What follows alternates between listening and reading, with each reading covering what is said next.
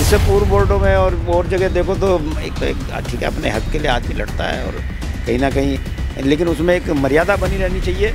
जो कहीं ना कहीं मैंने महसूस किया कि कुछ कल मर्यादा भंग हुई है, लेकिन फिर भी मैंने उसे संभाला है और सब ठीक है। मैं तो ये कहता हूँ कि 5 साल में जितना अच्छा बोर्ड चला है और हमारे 80 पार्षद हैं, 70 इलेक्टेड हैं, 10 नॉमिनेटेड हैं और बड़े मतलब सहयोग से और एक सबका साथ सबका विकास के प्रयास से बोर्ड चला है।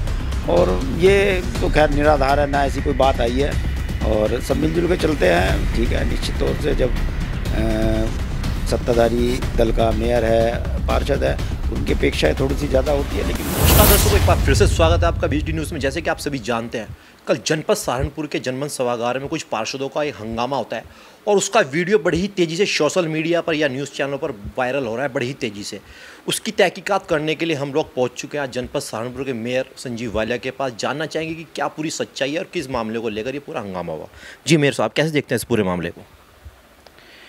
कल नगर निगम में एक आपात बैठक बुलाई गई थी और उस बैठक में अधिकारियों में, पार्षदों में कुछ आपस में गर्मा गर्मी हुई जो नहीं होनी चाहिए थी। मेरा तो मानना यही है कि सब परिवार के सदस्य हैं, कहीं ना कहीं मिलजुल के हम लोग काम करते हैं, फिर भी हुई। और उसके बाद मैंने खैर दोनों पक्षों को टाइट किया और जो भी कुछ है कहीं ना कहीं अब उसका, जैसे कि सुनने में आ रहा, कल हम नरेश रावत आपके जो बीजेपी पार्षद हैं वार्ड नंबर 16 के, उनसे मिले, हमने बातचीत करी।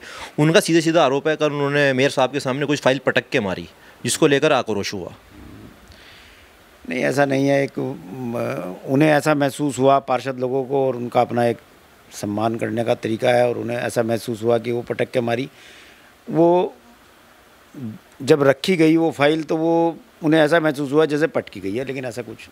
अच्छा, फिर नरेश रावत जी सीधा सीधा ये भी बोल रहे हैं, वीडियो में आपने भी देखा होगा कि गाली दे रहे हो, गाली का जवाब हम गाली सुनेंगे क्या? अब शब्द उसमें काफ़ी सारी गालियाँ, पार्षद लोग भी गाली दे रहे हैं और कुछ लोग ये भी आरोप लगा रहे हैं कि बीजेपी पार्षद जो हैं अन्य पार्षदों को इस तरह दबाव बनाते हैं जो निर्दलीय पार्षद है। क्या वाकई सच है क्या?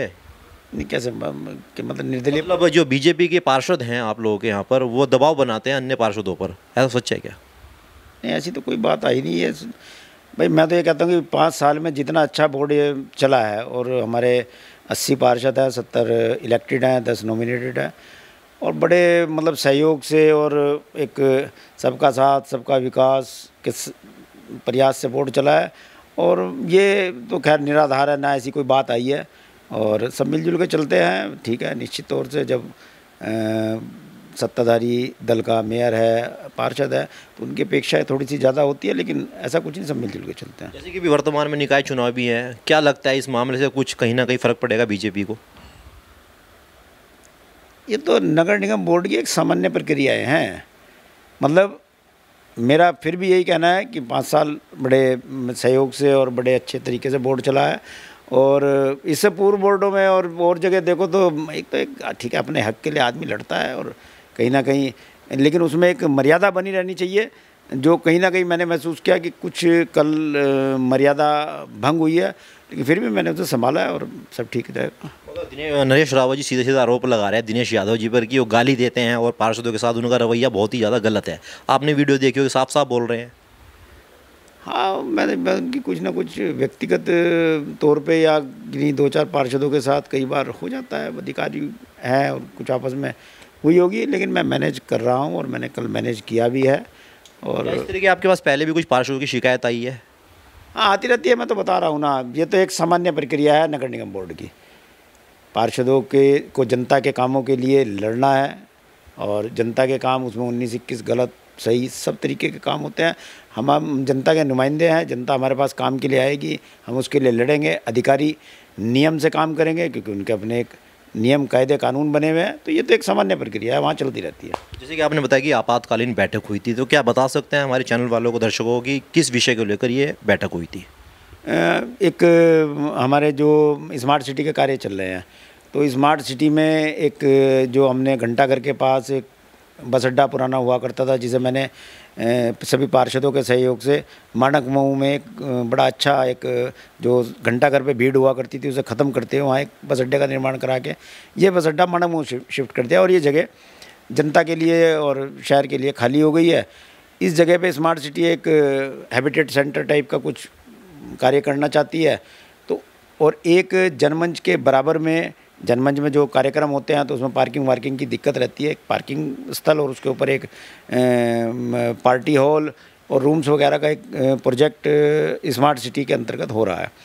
तो उसमें क्योंकि ये जो लैंड है ये ग्रीन लैंड घोषित है, जो हमारी बस अड्डे की भी और जनमंच के बराबर की भी। तो सरकार का एक कोई ऐसा शासनादेश है कि अगर हम इस लैंड को पे कोई भी निर्माण कार्य करते हैं तो इतनी ही लैंड हमें नगर निगम को ग्रीन लैंड कहीं ना कहीं छोड़नी है। तो वो परिवर्तित होने के लिए वो बैठक बुलाई गई थी और अब पुनः वो 17 तारीख को बुलाई गई है। 17 तारीख को वो लैंड स्मार्ट सिटी को देनी एक सामान्य प्रक्रिया। अच्छा, कुछ लोगों का ये भी कहना है, सुनने में आ रहा है कि आपकी जो रायवाला में कोई निगम की जगह पड़ी है, उसकी दुकान को लेकर कुछ आवंटन के लिए कुछ मसला भी था इस तरह का, कोई ऐसा कुछ है क्या मामला? नहीं, रायवाला के तो ज़मीन पड़ी है अभी, तो ऐसा ना वहाँ कोई दुकानें हैं, ना कोई मतलब है, ना कोई प्रोजेक्ट है। वो तो वहाँ पे ये जो मैंने आपको बताया कि यहाँ की जो ग्रीन लैंड है, वो जो रायवाला पे जो ग्रीन लैंड हमारी है वो लगभग 47,000 मीटर के करीब है और ये हम 7,000 मीटर जो जगह है इसकी घंटाघर की ले रहे हैं। इतनी ही 7,000 मीटर जगह हमने रायवाला वाली ज़मीन में ग्रीन लैंड छोड़नी है, इसके अलावा कोई विषय नहीं है।